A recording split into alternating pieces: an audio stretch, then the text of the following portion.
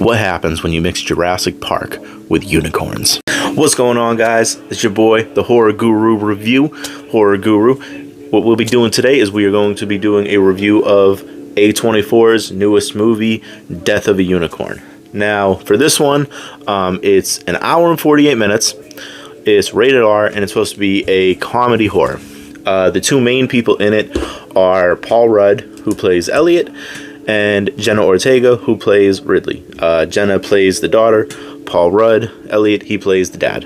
And pretty much what this movie is they are going on a business trip for Elliot. He's going to be visiting Richard Grant, who plays Odell in the movie, and they're going to be talking some business arrangements. Along the way, they end up hitting a unicorn. This will be a spoiler for your review, by the way, guys. I'm just going off what the trailers are showing. Anyways, so they hit a unicorn, and then, stuff occurs where they have to make it to the meeting, so the unicorn's with them. And from there, they find out that the unicorn blood has a natural healing ability that can cure massive illnesses. And that's kind of where the movie takes off and spins in from there.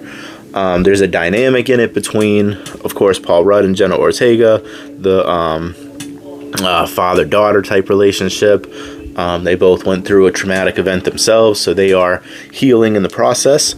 And you also have another pretty funny character in the movie, besides Richard Grant, who plays the dad, and then you have the one that plays the son, Shepard. That is actually done by Will Poulter. Now, if you remember, he's from We're the Millers, and he was the boy from We're the Millers, and honestly, I would probably put him as the star of the movie. I think that he did the best out of everyone. He kept the movie streaming. He kept it at points where it looked like it could really be slowing down. He gave it that comedy aspect, because although this is more of a horror comedy, it felt like there was a lot more comedy in it than horror. Okay, so I will say I'm gonna give it, for me,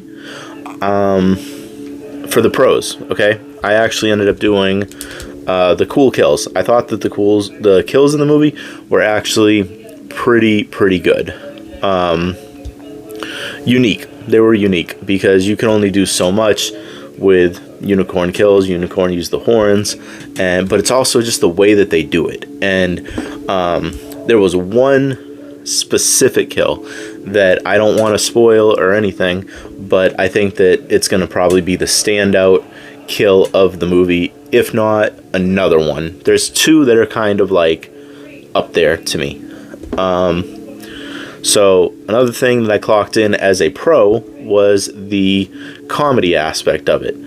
I think that, like I said, even though this was a horror comedy, I don't think that they really played into the horror as much. It really didn't feel that way. There was a lot of downtime where you needed that comedy factor, which is where, like I said, Will Poulter comes in, because there are some really funny scenes in there. Without spoiling anything, he is more so of a recovering drug addict at the same time. And so once they find out that the unicorn blood can do stuff and heal people and make people really, in a way, trip out into another dimension, he does some pretty funny stuff within the movie. Another thing I will say was the look of the unicorns. I think that they did a really good job. I thought it was going to be something completely different, because they didn't show you much in the trailers. So once you see it in person, like in the movie, then it's just completely different than what I thought it was going to be.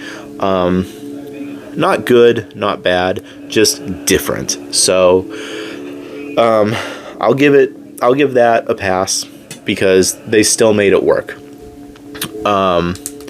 And then on top of that, the ending, I thought, was pretty decent. I thought that the ending was good, because I'm one of those people where if the movie's great and then like the ending really just don't stick to me, then it just, you know, it ruins the whole thing. So I think that they did a good job at kind of capping off the ending, and at the same time putting a little bit of that comedy aspect into the movie, into the ending. So those were kind of like the pros that I had. So the cons, though, I will say, the first thing is it's rated R, and I don't think that for the movie that it is, I really just don't think that it was, you know, good enough to be an R rated. This could easily be a PG-13 movie, and moving forward, I got nothing against PG-13 movies, but I just feel like it's kind of misleading, and I think that that's a shame. Also, I think that for the kind of movie it was, like I said, it's an hour and 48 minutes, almost 2 hours long. There's no post-credit scene and no mid-credit scenes, and just too long. Like, this is one of those kind of movies where, you know, you kind of just want to put it on as like either background noise or just a one and done type thing, just, you know, kind of like a creature film. So I think that it was just way too long to be considered for the kind of movie it was. Like, for instance, I just did a one the other day on the Woman in the Yard, and that one was like an hour and 28 minutes. That would have been perfect for this movie. This movie would have been really, really good around that time frame. So the other thing I have clocked in is, and this is a hit or miss with some people, and that is Jenna Ortega. I get that they want to really boost her as a, you know, next generation scream queen, and they got her in all these things, and, you know, they want to do things with her. But the problem that I have with Jenna Ortega is, like, I find her very one-dimensional most of the time, and even when she's the protagonist, it really comes off like, you know, in moments where she's supposed to, like, really be, like, beating down a point, she comes off just super, super whiny. And that's just one of my bigger critiques I have is, I guess, the casting. Because, like I said, I'm just not a fan of Jenna Ortega to the level of everyone else. I think she's good. I just do not find her to be, you know, the top tier of modern day horror movies. So let me know what you think of that in the comments, because that kind of gets mixed reviews. I got some people that tell me they get it, some that just don't. So I think overall I'm going to give this one a 3 out of 5. Like I said, it's good because of some of the comedy scenes that really have you laughing, and some of the kills save the movie at the same time. So 3 out of 5. Watchable, rewatchable. Well, definitely watch it once, but rewatchable if you want background noise. That would be my opinion on that one. If you want background noise, go for it. Anyways, if you haven't yet, make sure to hit that subscribe button. Make sure to check out some of the other videos. Make sure to hit the like, hit the comments, and do all that fun stuff. We're starting to really get back into it again, and I'm excited for this. This is really a way of therapy for me.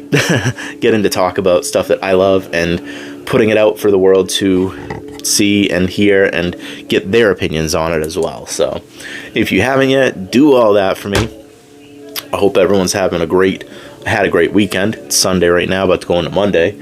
And until next time, guys, I will be doing another review in the next couple days, because the new Mickey Mouse Steamboat Mickey movie is going to be hitting theaters, and I already bought my ticket for that one. So I want to say that comes out Thursday, and then another one called, I think, April Summer, something like that. It's another comedy slasher one, so I'm actually really excited for that one as well. I just heard about that one, so I'll be going to the theaters to watch that and give a review of that one. So just stay tuned for all the upcoming stuff. Hope everyone's having a great night, and I'll see you guys later. Peace.